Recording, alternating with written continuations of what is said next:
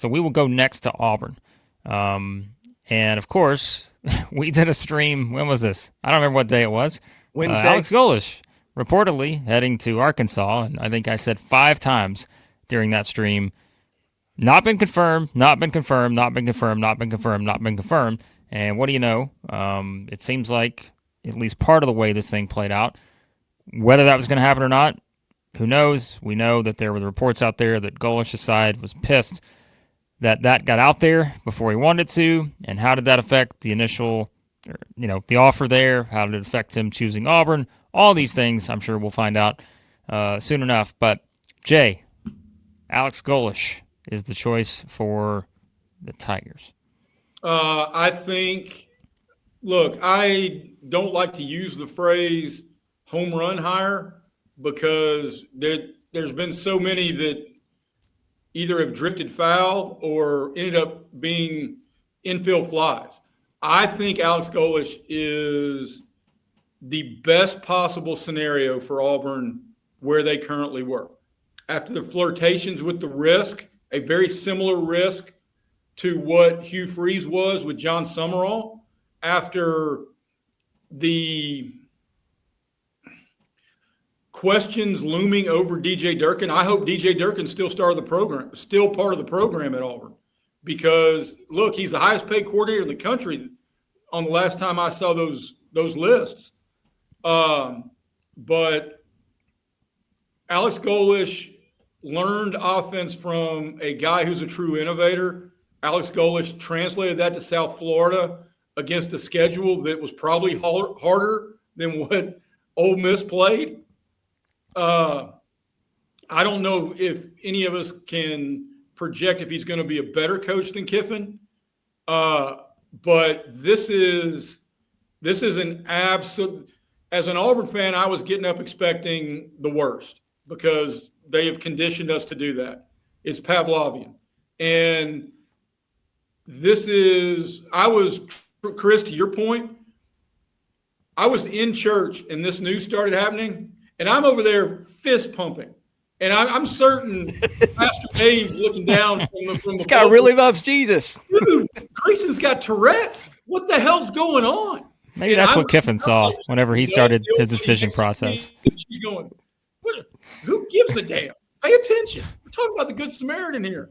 So, look, and that's a conversation for the next take there, Anthony, because that's a good one. But yeah,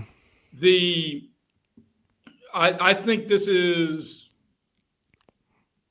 If you'd told me Alex Golesh a month ago and just closed the book, I'd have been doing cartwheels then. And I'm now, with all the fret and fear hanging on the horizon and everybody and the music stopping and every program trying to grab a seat, this may be John Cohen's finest moment. Yeah, hats off to John Cohen for doing this. Was Golesh even in the conversation at Auburn until this morning publicly? I've been saying his name every time any one of you yahoos give me the opportunity. Right, but was that wishful thinking, or was that like? I mean, it would have made sense. Auburn fans have, Chris, is wishful thinking. Well, it was amounted to a little bit more than that this morning. Just going to note that. Look, if you would have picked the pool of candidates, he would have been in there. If you would have said there was going to be a big SEC domino effect, you would have put Alex Golesh in there, which is why it would have made all the sense in the world with Arkansas. But it's just that what happened after that led to this. And, someone had put the point in there too about, the textbook Jimmy Sexton move. Jimmy Sexton's been moving more this past week. All these different things. You can go back and trace the steps and be like, oh, yeah, well, that's why they did that. That's why this happened.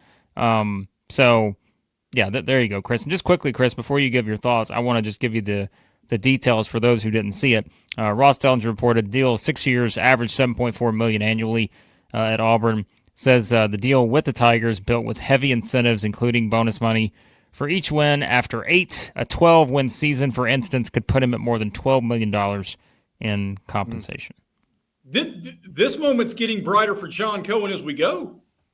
I mean, if you can be the AD that redirects the narrative of incentive-laden contracts for your coaches, to where it lowers your guaranteed risk at the end if it breaks bad.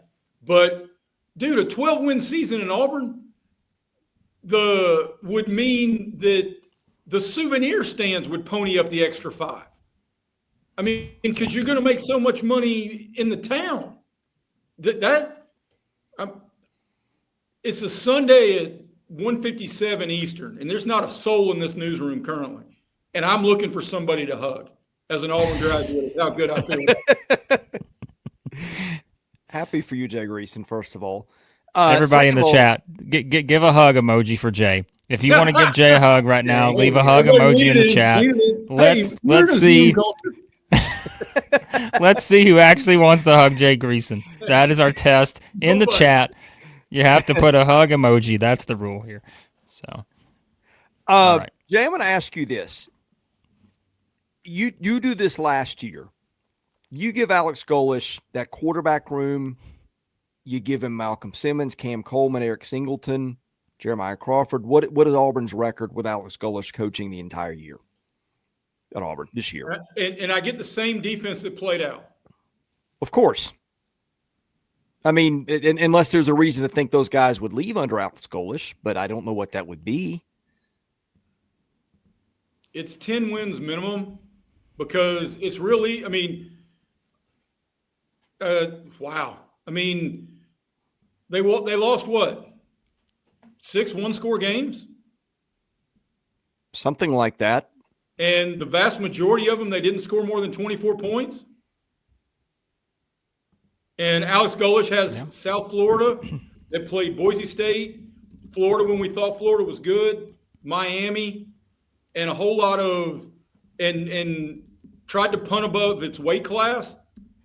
And he's got them top 5 in yards and top 5 in points per game without Cam Coleman, Eric Singleton. And I got to believe that he's got an IQ over 46, which means he would have seen early on that Jackson Arnold was not the answer, or you're asking the wrong damn question. So it is, I think Auburn, Chris, you and I have said it for the last 6 weeks on our power rankings. Auburn has wasted a playoff roster. Yep. With coaching malpractice. Yeah. That's one of your better all-time lines there, Jay. That one got me. Yeah, I mean, look, if you look at it, their schedule, all right? Lose by 7 to Oklahoma. I know I'm revisiting a bunch of wounds here, but again, we're going to play this for fun, which wasn't so fun at the time.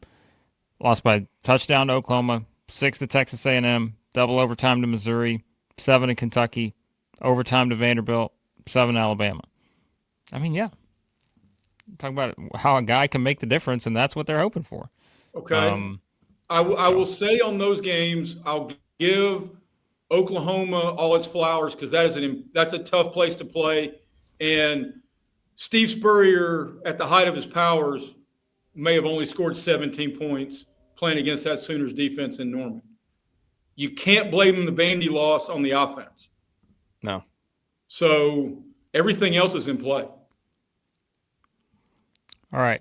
So if you want, again, some of Golesh's numbers, average more than 35 points per game and 450 yards per game during his time was that's nice to hear. I think, what was it this year?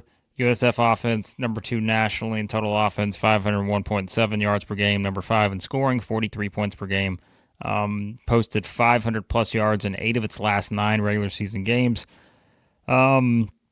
Yeah, I mean, and it also, like in the Auburn release, notes that top 2 passing seasons in program history with Byron Brown, 23-25. So, yeah, I mean, that just...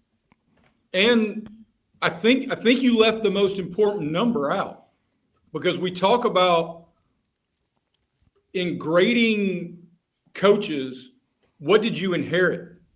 USF was 1-11 the year before Alex Golesh got there. 1-11 and had won 2-12 the year before that, I believe. They had won 4 games in the 3 previous seasons. Well, okay, I'm just going to throw this out there. Byron Brown played 4 games as a freshman at South Florida in 2022, meaning he gets a red shirt for that. This year, Byron Brown threw for 3,158 yards, and he ran for over 1,000? Let me find that. He ran for 1,008 and 14 scores. Very curious to see, does he come with Alex Golesh? But okay, then what do you do with your question? Yes. And what do you do with Ashton Daniels, who just didn't play a game to take a red shirt? You tell Ashton Daniels thank you and move on. If Deuce Nice wants to stay, then duke it out. But if a guy who just went 3,300 plus, 1,000 plus wants to come play quarterback for you, you pack his damn bags is what you do. Yeah, I feel bad for our man Phil. He's feeling poor Phil. Today. He's like, can we please stop talking about this? Noted Arkansas fan Phil's like, oh my goodness, we're gonna get to yours in a second, Phil. But yeah, I'm with Jay. Pack his bag, but he's got to turn his phone in first. But then he can come to the let him keep the phone. Videotape the coach packing your damn luggage. This is how much coach loves me. He's packing my Samsonite. Oh boy. All right. Anything else we want to add on Golesh? We'll turn it to the chat. Grade the hire, chat, except for Phil. I know what Phil's going to give this hire. And he's going to give grade the hire. But it may not be just ending at F. It may have I think that F is headed to somebody else on that. So, all right. Okay. So I think we're all in agreement. I think Golesh is going to do very well at Auburn.